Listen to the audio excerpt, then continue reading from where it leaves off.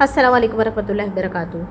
ہمارا اسلام ہمیں یہ نہیں کہتا کہ اپنے نفس کو کنٹرول کر کے مطلب جو نفسانی خواہشات ہیں ان کو آپ بالکل جو ہے ایک حد تک جیسے لمیٹیشن سے باہر نہ نکلو اسلامی شریعت کے اس میں، پر نفس کو بالکل جو ہے مار دو یہ نہیں کہتا ہمارا اسلام۔ ہمارے اسلام میں رہبانیت بھی جائز نہیں، جیسے کہ کرسچنس میں اور یہ جو راہب بنے ہوئے ہوتے ہیں، یعنی یہ راہب مطلب زندگی بھر شادی نہیں کرتے اور ان میں ایک وہ ہوتی ہے کہ بس ہمیں عبادت کرنی ہے اور لوگوں کو عبادت کروانی ہے، اور اس کی ہسٹری بھی بہت لمبی ہے۔ آپ کبھی ڈاکٹر اسرار کا موقع ملے ان کی لازمی یہ آڈیو سنیے گا راہبوں کے بارے میں، یعنی ان کی جو ہے رائے اچھی نہیں ہے کہ راہب جو ہے ساری زندگی شادی نہیں کرتے، پھر بعد میں بیٹھ کے جو ہے تھوڑے غلط ایکٹیویٹیز میں بھی شریک ہو جاتا ہے۔ اسی طرح اسلام ہمیں رہبانیت کا درس نہیں دیتا، بلکہ وہ اسلام ہمیں کہتا ہے کہ اپنی نفس کی خواہش بھی پوری کرو،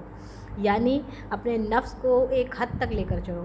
ایک میں یہ آپ کو اسٹوری سناتی ہوں، جب آپ صلی اللہ علیہ وسلم کے گھر مطلب تین لوگ آتے ہیں، کہتے ہیں کہ ہم آپ صلی اللہ علیہ وسلم کی جو ہے لینے آئے ہیں معلومات، مطلب ان کے لائف اسٹائل کیسا ہے، وہ کیسے رہتے ہیں۔ تو تین شخص ہوتے ہیں، تینوں الگ الگ بتاتے ہیں۔ ایک بولتا ہے میں ساری زندگی مطلب روزے رکھوں گا، اور دوسرا ہوتا ہے ساری زندگی روزے رکھوں گا، دوسرا شخص کہتا ہے کہ میں ساری زندگی شادی نہیں کروں گا، جبکہ تیسرا بولتا ہے میں ساری رات جاگا رہوں گا۔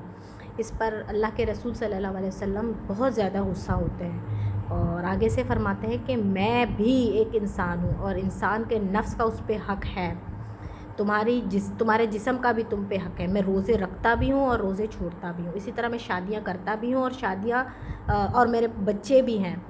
اسی طرح تیسرا جو شخص ہوتا ہے اس کو کہتا ہے کہ میں رات کو آدھی رات سوتا ہوں، آدھی رات جاگتا بھی ہوں۔ آپ کی بیوی کا بھی آپ پہ حق ہے، آپ کے بچوں کا بھی آپ پہ حق ہے، آپ کے ملنے ملانے والوں کا بھی آپ پہ حق ہے، آپ کے گھر والوں کا آپ پہ حق ہے۔ آپ اس طرح کیسے کر سکتے ہیں؟ یعنی ہمارا دین ہمیں یہ نہیں کہتا کہ اپنی خواہش نفس یا اپنی خواہشات کو نہ، بس وہ کہتا ہے کہ حلال اور حرام کی تمیز کی جائے، کیونکہ اسلام ہی ہمیں سکھاتا ہے کہ کیا ہمارے لیے حلال ہے اور کیا ہمارے لیے حرام۔ اللہ پاک ہمیں سمجھنے کی توفیق دے، آمین۔